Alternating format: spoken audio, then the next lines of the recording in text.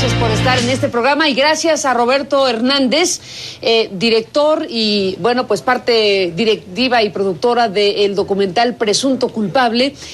Presunto Culpable, una revisión del sistema de justicia en nuestro país que, bueno, pues fue visto por muchísimas personas en nuestro país y que ha entrado desde hace ya demasiado tiempo a una situación, yo diría, laberíntica en términos de la justicia. Roberto, gracias por estar aquí en este programa esta noche. Bienvenido. Buenas noches. Gracias, Carmen. Buenas noches. Bueno, sabemos que la Corte en México, la Suprema Corte de Justicia, decidió, digamos, rechazar la atracción, la atención del fondo de este asunto que involucra a este documental Presunto Culpable. Yo te propongo, Roberto, que empecemos desde el principio. Presunto Culpable es un documental. Cuéntanos de él, ya hemos hablado es muy conocido en México, pero valdría la pena recordar de qué se trató Presunto Culpable, cómo es que Presunto Culpable se convirtió en un éxito de taquilla siendo un documental, cómo es que Presunto Culpable sacudió en buena medida a la sociedad mexicana por lo que exhibía. Cuéntanos de todo eso y ahorita nos cuentas en dónde están parados una vez que tienen una circunstancia judicial muy grave. Vamos por el principio, ¿sí te parece? A ver, bueno, Presunto Culpable es un documental, pero es una película también. Es un esfuerzo narrativo que sigue la historia de Toño Zúñiga, que es un joven que se encuentra acusado de un homicidio, preso en el Reclusorio Oriente, y es inocente, obviamente. Y empezamos a seguir su caso y descubrimos que es una persona que pues, ha sido acusada sin pruebas, juzgada sin un juez, con pruebas muy endebles, digamos. Y empezamos a filmar su caso y acumulamos mucho material y hicimos un largometraje que acabó ganando un Emmy en el año 2011, que tiene pues el récord de audiencia, le quitó el récord de audiencia en cines a Fahrenheit 9/11 de Michael Moore, y que fue exhibida en cines en el año 2011, en febrero, ¿no? Y a 3 semanas de que se empezó a exhibir la película en cines y que le estaba yendo muy bien, nos enteramos por los medios de comunicación que había una orden de retirarla de los cines y quitarla de las pantallas y censurarla. ¿Orden de quién? Es una orden de la juez Blanca Lobo Domínguez, una juez de distrito, ella argumentaba que estaba suspendiendo provisionalmente el permiso de exhibición que había otorgado RTC, que es un órgano del gobierno mexicano que se dedica a clasificar películas para adolescentes, niños o adultos. Uh-huh. Entonces, lo que sucede es que retiran la película en 2011. Correcto. De la cartelera. Así es. Por una orden judicial. Por una orden judicial. Pero era temporal, se supone. Y era después temporal. La repusieron ya que se acabó el ciclo. Ya que se acabó el ciclo del cine. Pero la repusieron, digamos, en su posibilidad de ser proyectada. Sí, bueno, la repusieron en la posibilidad de ser proyectada, y siguió su ciclo de exhibición normal la película, pero el proceso que implicaba una censura continuó en los tribunales. ¿Y qué sucedió en la práctica? En la práctica la jueza acaba concediendo el amparo a el demandante, que es Víctor Reyes. Víctor Reyes es una persona que aparece en la película, es el testigo que falsamente acusa al protagonista de la película, a Toño Zúñiga, de haber cometido el homicidio, ¿no? Entonces le conceden el amparo a Víctor Reyes, diciéndole a RTC: oye, RTC, tú debiste de haber verificado si los cineastas contaban con el consentimiento de todos los que aparecen en la pantalla, ¿no? Cosa muy documental. Y siendo un juicio, además. Lo que ustedes grabaron fue un juicio público. Correcto. Donde estaba presentándose el alegato y los testimonios. Sí, vimos... Eso es lo que ustedes graban y llevan a la pantalla. Y entonces la jueza determina que RTC debió haber verificado que los que participaron en la película tenían la anuencia para ustedes de que los grabaran. Así es. O filmaran. Lo cual es una cosa... Tremenda. Tremenda para cualquier película. Para cualquier película. Es como la siguiente película de Brad Pitt. Cuando venga Brad Pitt, van a tener que checar si Brad Pitt dio su consentimiento para aparecer en la película, o si Angelina Jolie. Esto se extiende no solo a los documentales, es a cualquier película. Y entonces, de hecho, RTC resistió la orden de la juez Blanca Lobo y le dijo: oye, pero de acuerdo con la ley, yo no tengo facultades para censurar. O sea, por más que no tengan el consentimiento de nadie, yo no puedo decirle a una película: oye, voy a sacar esta película de la pantalla, o voy a condicionar el permiso de exhibición a que tú me demuestres el consentimiento. Y sin embargo, la juez Lobo pues sacó esta sentencia y los abogados dicen que inventó no solo la sentencia, sino la demanda de amparo, cosa que es complicado de explicar. Porque el alegato inicial de Víctor Reyes es: me han violado mi garantía de libre tránsito porque cuando voy por la calle me insultan y me dicen que soy el testigo que falsamente acusó a Toño Zúñiga en presunto culpable. Y entonces no tengo garantía de libre tránsito. Y la juez Lobo dijo, bueno, tienen una facultad que se llama suplir la deficiencia de la queja. Es una facultad paternalista en donde dicen, bueno, veo una demanda de amparo mal hecha y la voy a arreglar. Entonces ella se sentó a arreglar la demanda de amparo. Entonces ella es la autora de la demanda de amparo y también la autora de la sentencia. Y en la revisión en la suplencia de la queja, ¿qué pone?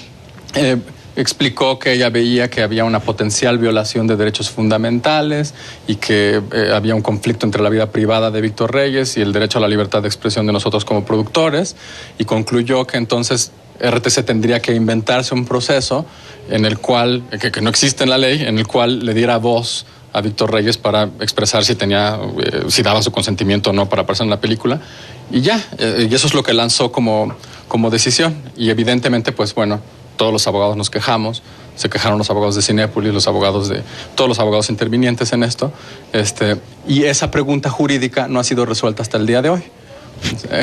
¿Cuál es el alcance que tiene una juez para ser autora de una demanda o coautora de una demanda junto con los demandantes? ¿Cuál es el alcance que tenemos para firmar un juicio? En la práctica, ¿qué sucedió entonces con la película a la hora de que continuó su proyección? Pues en la práctica lo que sucedió es que se retiró de los cines antes de tiempo, por algunos días o semanas, porque era una tensión política enorme con RTC, RTC pidiéndole a la juez Lobo que le aclarara qué facultades legales tenía para censurar, y la juez Lobo no le contestaba. En fin, un desastre y una falta de claridad acerca de temas fundamentales para la libertad de expresión. En la práctica resultó como una especie de amedrantamiento, de frenar la exhibición de la película en los hechos. ¿Sucedió algo con la película? ¿Se tuvo que retirar alguna parte de la película?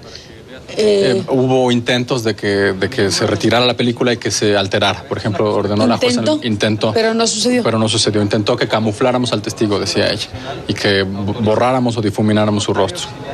Cosa que también se combatió. Y que sería imposible de ejecutar. O sea, es como si haces circular un libro y luego quieres arrancarle una página a todas las impresiones de ese libro, ¿no? Pero también en la práctica lo que ocurrió es que la piratería entró en funciones. En acción. En acción, y se vende en las cárceles, se vende en los mercados. O sea, la protección de la vida privada de Víctor Reyes que pretendía el Poder Judicial no ocurrió.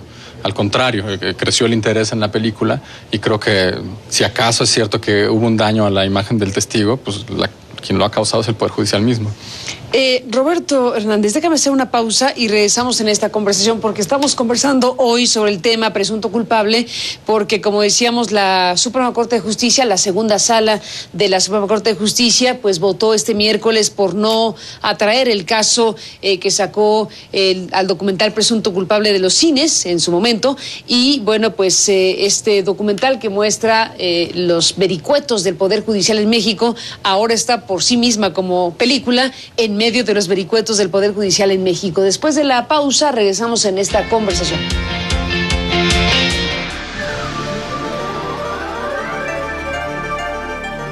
Se ha resuelto. Regresamos esta noche conversando con Roberto Hernández, director, productor de Presunto Culpable, que bueno, está, como decíamos, en este momento en el foco de atención, dado que la Suprema Corte de Justicia votó, por cierto, no fue unánime, la decisión 3-2, una decisión para no atraer el caso en lo que corresponde a qué parte del asunto judicial con ustedes. A la Corte llegó... ¿qué asunto? A la Corte Porque llegó... tienes además el tema de daño moral, del cual ahora nos contarás, pero ¿a la Corte llegó?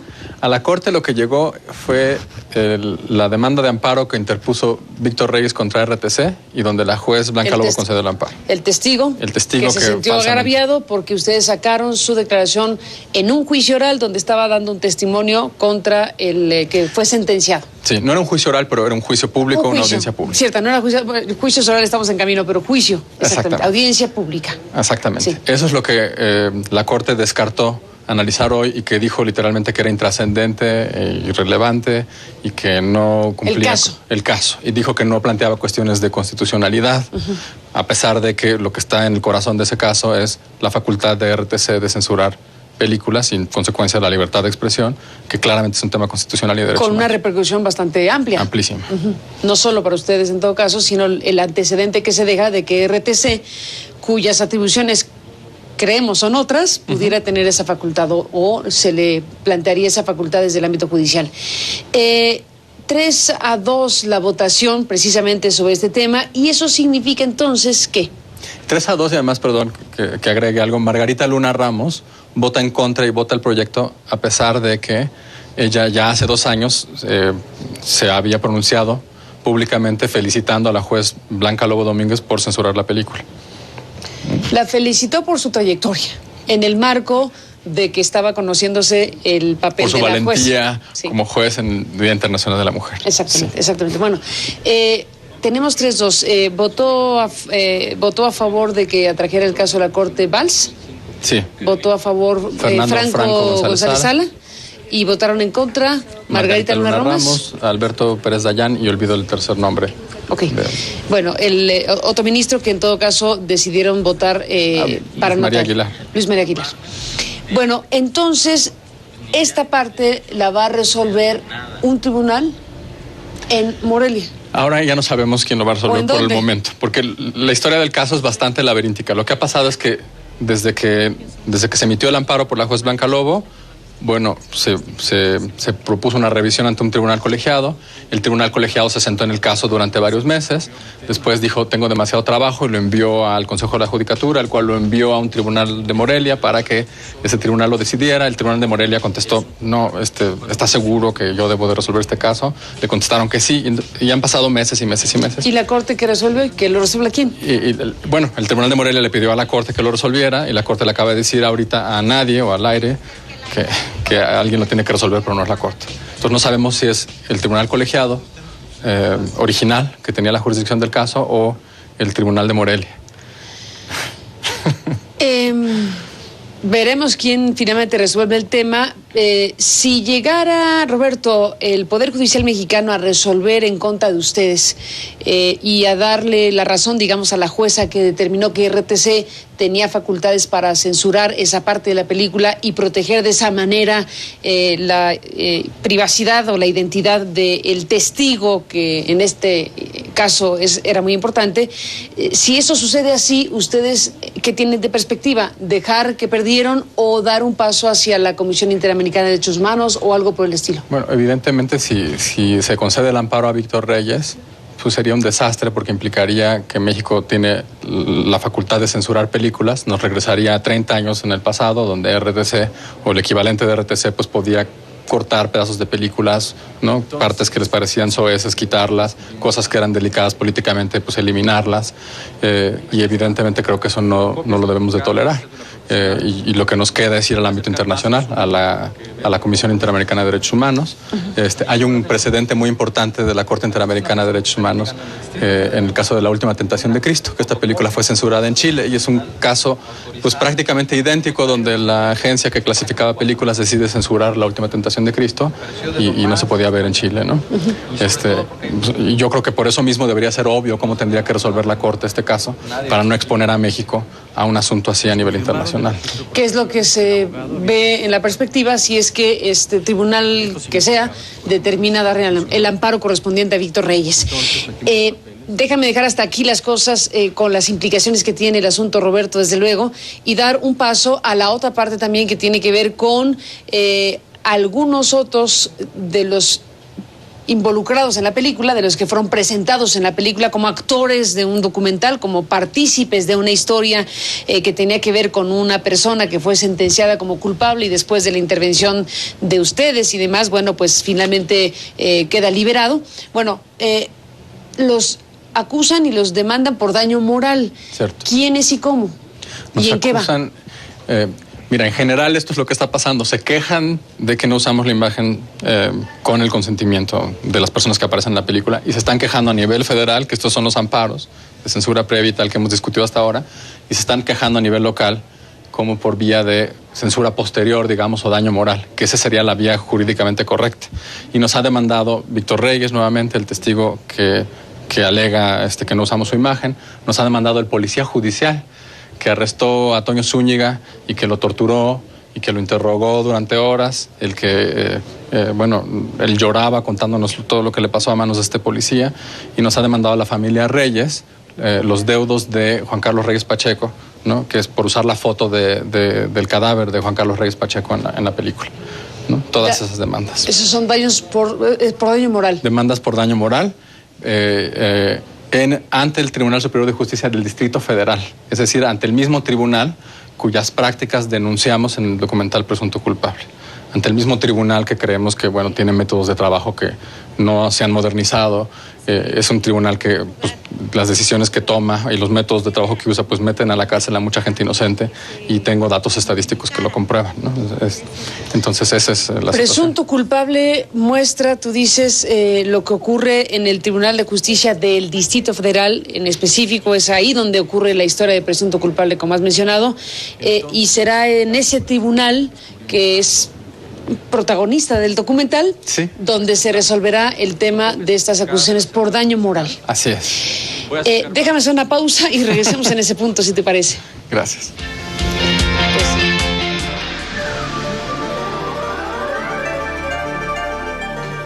No podría.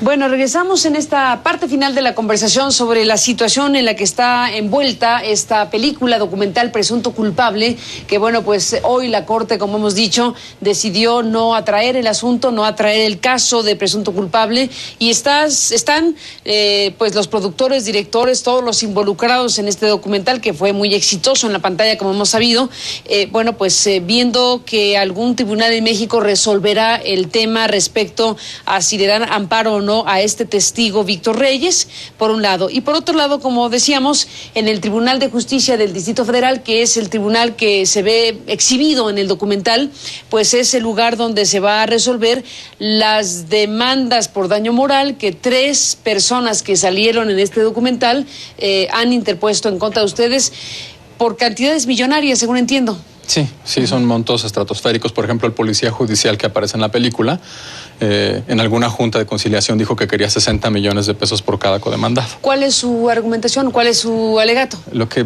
leí en la demanda decía que había ido a comer a desayunar a un Vips, y lo reconocieron y le dijeron: ahí está el policía corrupto de Presunto Culpable, y entonces la gente empezó a decir esto, y él se tuvo que retirar y el gerente le pagó la cuenta. Ese es un daño que él sufre, y por lo tanto solicita 60 millones de pesos. Sí, pero además tendría que demostrar que la causa del daño es lo que yo hice como periodista o como documentalista, y no lo que él hizo como policía, ¿no? Que es arrestar a alguien sin ninguna evidencia. ¿Los otros 2 casos cuáles son? Los otros 2 casos son Juan Carlos Reyes Pacheco, por la familia Reyes, por el uso de la fotografía del cadáver. No me recuerdo el monto ahorita. Y Víctor Reyes, nuevamente el testigo que acusa a Toño Zúñiga de cometer el homicidio. Me parece que por 3,000 millones de pesos, un monto así. ¿Por cuánto? 3,000 millones de pesos, un monto así. No recuerdo, de verdad es... estratosférico. Es una cantidad muy grande. Ahora, el hecho de que sea el Tribunal de Justicia del DF quien vaya a resolver el caso de las demandas por daño moral, ¿qué les dice a ustedes? ¿Qué va a suceder ahí? Hay un conflicto de interés muy obvio, porque antes de que se interpusieran las demandas, Edgar Elías salió a medios a decir que Presunto Culpable les había ensuciado injustamente la cara.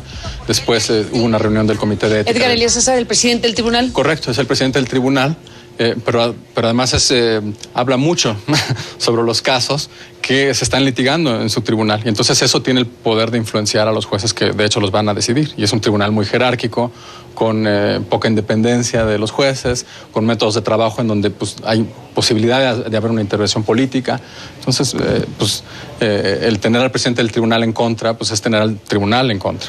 Me tocó estar en una audiencia donde la juez 17 civil empezó prácticamente a regañarnos por haber hecho la película, diciendo que nos habíamos excedido en el uso de nuestra libertad de expresión, cuando esa es la materia del litigio, ¿no? Y por qué habíamos hecho. Y antes de resolver el asunto, lo externó como opinión. Sí, antes de resolver el asunto. Antes de resolver el asunto judicialmente. Sí, la propia juez. Entonces, tanto el presidente del tribunal se ha pronunciado sobre el asunto, como la juez que lo está decidiendo, se ha pronunciado sobre el asunto. Y eso obviamente pues viola la garantía de imparcialidad. ¿Y hay posibilidades, abogado, de que estas demandas por daño moral puedan ser procesadas de otra manera, no en ese tribunal? Yo creo que debería excusarse el Tribunal Superior de Excusarse el Justicia. tribunal y Sí. que se dirija ¿a dónde? A otra jurisdicción, a una jurisdicción. De hecho, podría haber presentado, se podría haber presentado en una esfera federal, ¿no? Yo creo que por ética profesional el tribunal debería de haberse excusado y dicho, ya nos hemos pronunciado del caso, somos los que han sido criticados por este tribunal, es difícil que tengamos imparcialidad. Sí. Hay una parte, yo he escuchado diferentes voces sobre la película y el documental Presunto Culpable, quienes los critican desde el Poder Judicial, puedo decirlo, por ejemplo, aluden a que ustedes en alguna parte utilizan indebidamente una frase que es colocada muy apropiadamente para dejar claro que quien acusa a Zúñiga lo acusa,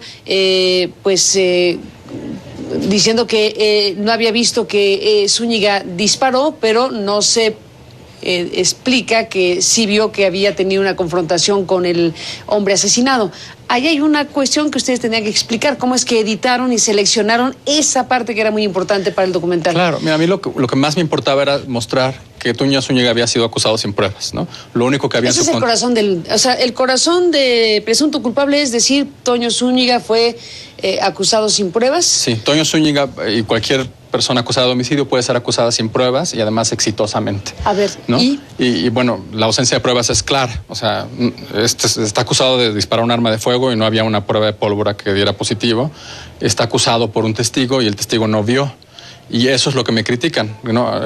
Que en las declaraciones ante la policía y el Ministerio Público, él ya había reconocido que no había visto quién cometió el delito y en la película se pone esta escena donde él dice yo no vi quién fue el que disparó, como si ese fuera un momento de un descubrimiento de lo que había sucedido. Pero era muy importante la declaración. Era muy importante mostrar que pues, el testigo no había visto. Lo que les critican es que esa declaración no vino acompañada de otra declaración en donde dijo que sí vio un enfrentamiento entre Zúñiga y quien fue asesinado.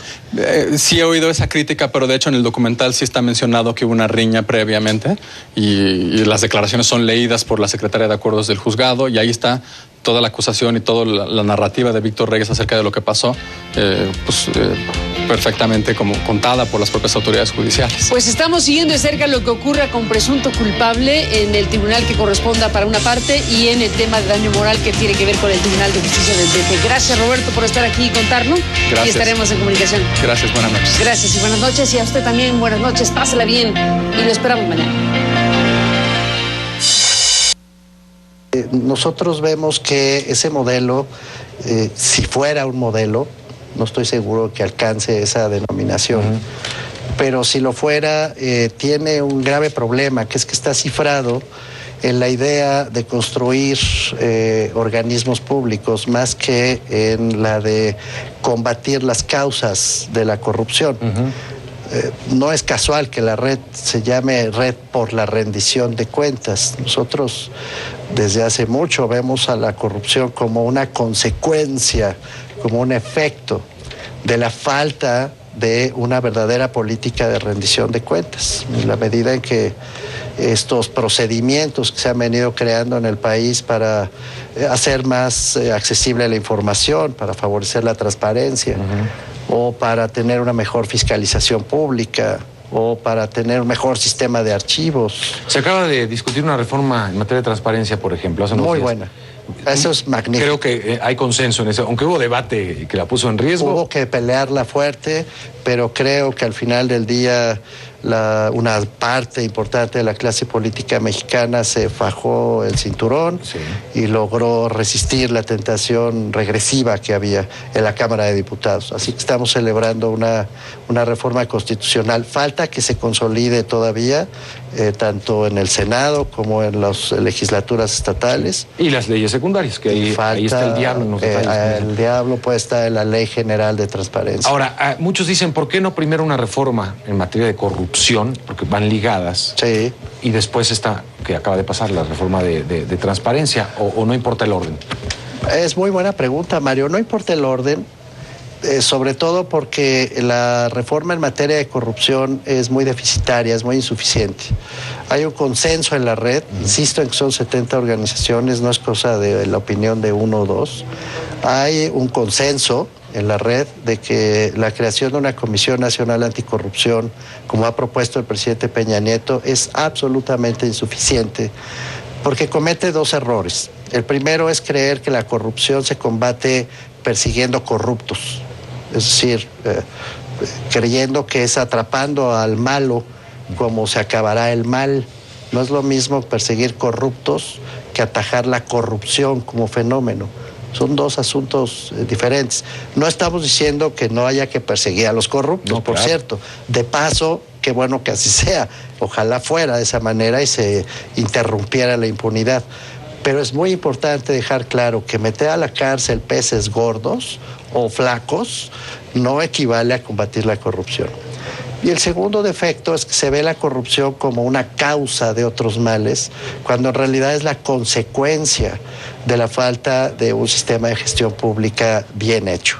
Es la discrecionalidad de la administración pública, la ligereza, para ponerlo en términos mediáticos, con la que se usan los recursos públicos, con la que se asignan los puestos públicos, con la que se asignan los contratos, con la que se usa la deuda, como ya vimos, cómo se usa la justicia.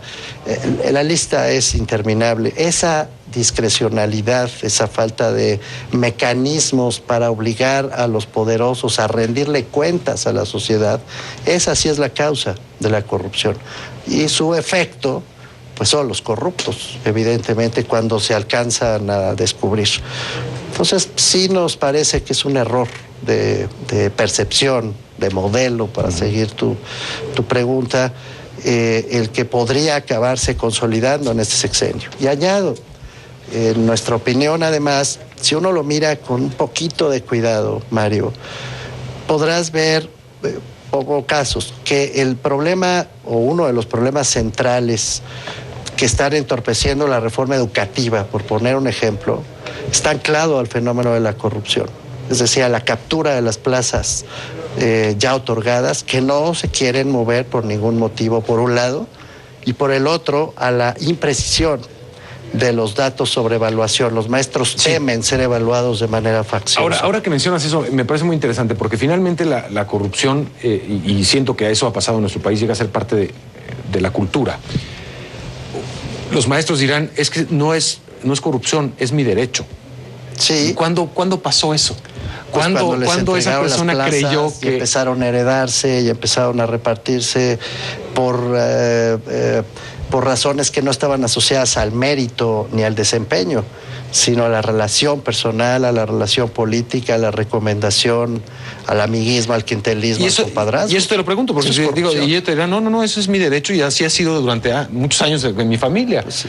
Y se lo preguntas también a un funcionario público, oye, pero ¿cómo te vas a llevar comisión de esa concesión? No, pues es que así se usa y así ha sido siempre, ¿no? Digo, ¿cuál es? No es corrupción, es y una del otro práctica. lado, creo que los profesores tienen razón en el sentido de dudar sobre la forma en que serán evaluados. Si han sido evaluados sistemáticamente por razones políticas, de cercanía, de filiación sindical, pues claro que sospechan de la forma en que serán evaluados en lo sucesivo. Tienen toda la razón del mundo en este sentido.